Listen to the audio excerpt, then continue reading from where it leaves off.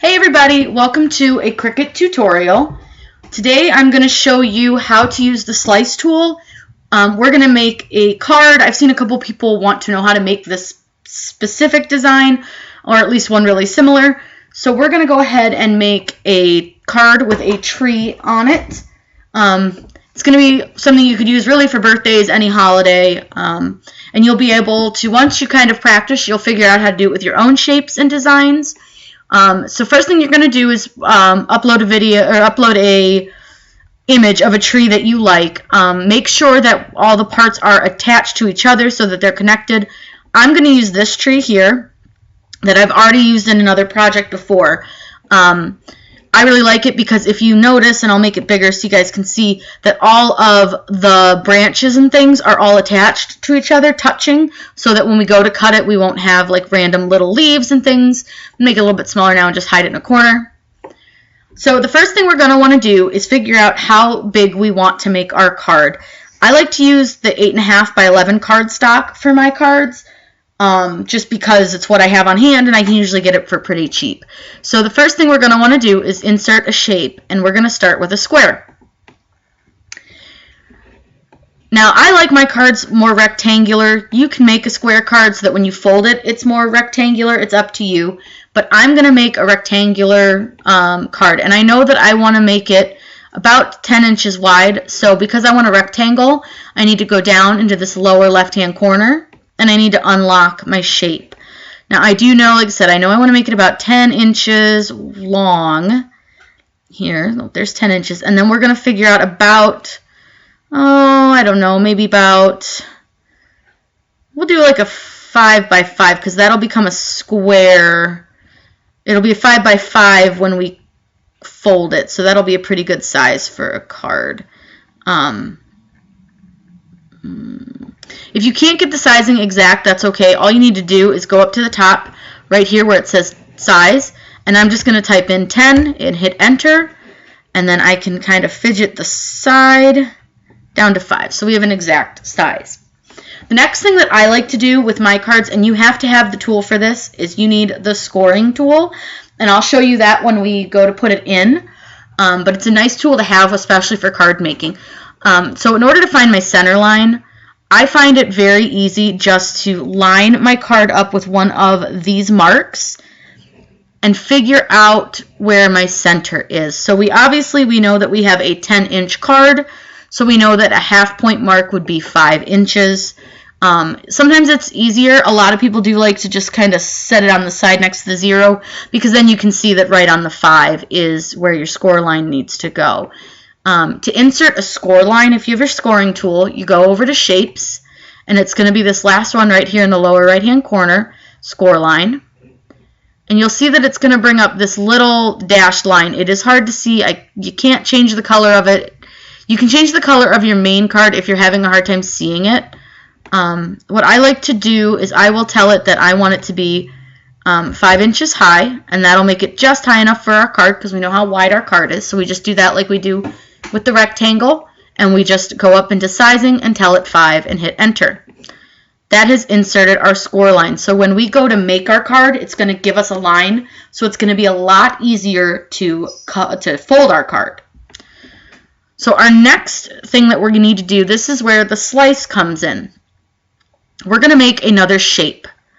We're going to make a square shape, and I'm going to change the color of this square because you can see it blends in. It's very hard to see.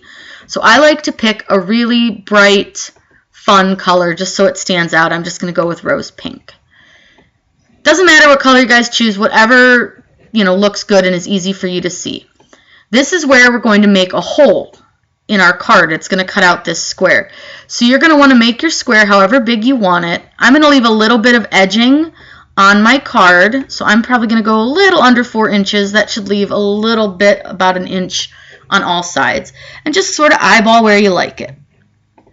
So now what we need to do in order to have our pink square cut out so that it is completely gone is we're going to go ahead and left click down towards the bottom here in an empty space and draw a little square just so it touches those two pieces. You do not want it to touch your score line because you can only slice 2 items. at a time. So what we're going to do is go down to this lower right hand corner and to the left where it says slice. We're just going to click slice. And what that's going to do is it is going to remove our square. As you can see now, we have a big open cut space. So the next thing we need to do is just go ahead and delete these extra pieces that we don't need. So the gray square that I cut out and your pink square. This is where our tree is going to come into play. So what you want to do is take your tree and move it inside of this square. Now I want to show you something because I see a lot of people that have problems with this as well. If you take your square, and I did not mean to do that. Sometimes you grab things by accident. Let me readjust that. So if you see that your tree kind of went behind your square, what we're going to do is I'm going to select this and I'm just going to move it to the back. That'll put our score line back on top of it, and this tree now will go on top because we need to be able to adjust the size of this tree. For this one, because I made it a square, I'm not going to have to unlock it. I should be able to just stretch it a bit and see where I like it. The biggest thing with like a design like this is you want it to touch all the edges. Now you can see the size of this tree, it's a little bit wide. So what I'm going to do is I am going to unlock my size because I'm going to drag it so that the trunk of it touches the bottom of the card.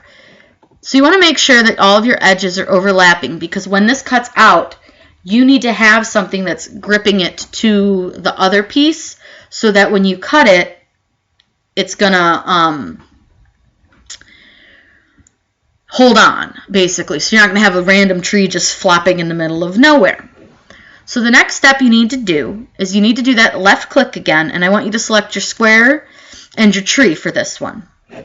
We're going to click Weld. What Weld is going to do is it is going to take your tree and it's going to make it one big piece with your card. You can see all your cut lines are gone. You can see that that is completely one piece now, and you do have your score line as well. I have that highlighted here so you guys can't see it because again it blends with the card. It's the one thing I don't like. You can do the same thing with this where you can move it backwards or forwards. The score line really doesn't matter where it sits as long as it is there. So what we're going to do is we're going to go ahead and make our card. Go ahead and click Make It. Now this one, and I wanted it to do this because I wanted to show you this. You'll notice that it's giving me the score line on a totally different sheet because you have to attach your score line. I have a lot of people that will go, well, it didn't score, or it wants me to score on a separate sheet. This is why. So what you can do is you go back and you can select them both from over here on the right hand side. Just go ahead, select one, hit Control and select the other and attach them. What that's going to do is tell your Cricut that you want that line to stay right where it's at. So now when we click Make It, it's all going to show on one screen. Really super fun, really super easy. I'm going to go ahead and click Continue because we are going to cut this card out so you guys can see. I love these fun cards. I like to make them for all kinds of occasions, and it makes them all one of a kind. I'm going to go ahead and get you guys set up, and we're going to show you inserting the scoring tool. We're going to show you the cut, and then I will pull it all off of the sheet, and you guys can see our pretty design. All right, we are ready to load our mat. So the one thing I want to make sure that you notice when you're putting your paper down to do these cuts is that you have it the right way according to what the design space shows you that it's going to cut. So we need to load our scoring tool, which you can find. I found mine on Amazon, but you can get them, you know, at your local craft stores too. It's just a blunt tip to it, as a silver blunt tip. So what we need to do is just like when we do our pen, we need to open our A, and we're going to insert our scoring tool until it clicks. So you'll hear it kind of click in there. You want to make sure it's nice and in there, and then go ahead and click it closed. Now we can load our mat. We're going to go ahead and slide this in and just click the load button. Make sure your cardstock is stuck down, and then you're going to hit the Cricut button, and it's going to go ahead and begin cutting and scoring your project. So first it's going to score it. And you can see, I don't know how well you can see, but it did leave a line, and that's going to be our folding line. And now what it's going to do is go ahead and cut out our tree shape, and then it will cut out the outline. I will speed this up for you guys, and you'll see it when it's all done.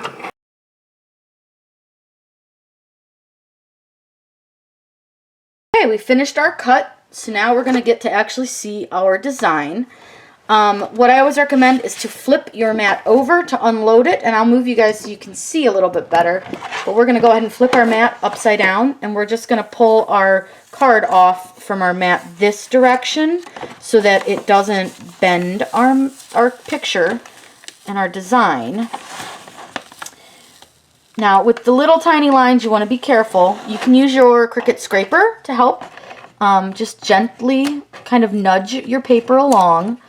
Try not to pull or drag it because you can rip your paper, and we don't want to do that. But you just want to gently kind of just get the edges of your paper to keep coming off as you go. And with these intricate lines, like I said, you're just going to need to have a little bit of patience. Take it slow. You can use your finger, your nail. You can use your weeding tool. You just want to be extra gentle with these because of the little lines. The more you do it, the better you will get at it, and the easier it will come to you when you're peeling these. But don't worry if you're not perfect right off the bat. It took me a while to get even this good, and I'm still not great at it. I have ripped many a project because I get impatient. Because we all want to see how pretty our creations look once they're done. These are so much fun, guys. I mean, you can do these with whatever kind of colors you want and make them for whatever holidays you want. I've seen them done with Christmas trees, bunny rabbits, lots of different options.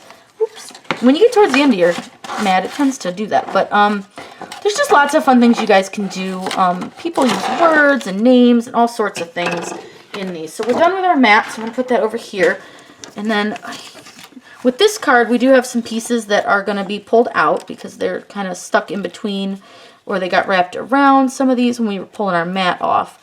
So just gently pull your little extra pieces off here. And this one just is not coming.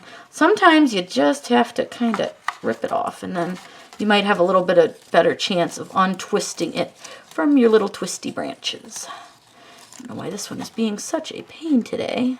There we go. But yes, so hopefully this one will come off a little bit easier. Okay, look at that. So we have our tree.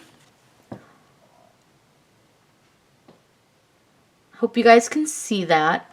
You can do lots of things with this. You can, save it this way. You can do lots of things. But you'll see, I don't know if you can see it because it is kind of light, but we do have a score line. So that's going to help us fold our card. I love the scoring tool. It was only a few dollars, totally worth it, because look at how easy it was to fold that. If you want a really clean, crisp fold, your scoring tool is your best friend, and then a bone folder. I got this from Joann Fabrics for $3 or $4, and you just run it right over the edge of your card, and you have folded your card. I love how this came out. You can do a lot with this now. You can put another color behind it so that you can see the tree a lot better. You can do another, you can maybe make some birds, whatever you want to do with these. It's great. If you guys have any questions, please let me know below. Comment, like, turn on the notifications by hitting the little bell, and subscribe to my channel. If you guys make any fun cards, please share them with me. I am on Instagram, and I love to see your creations.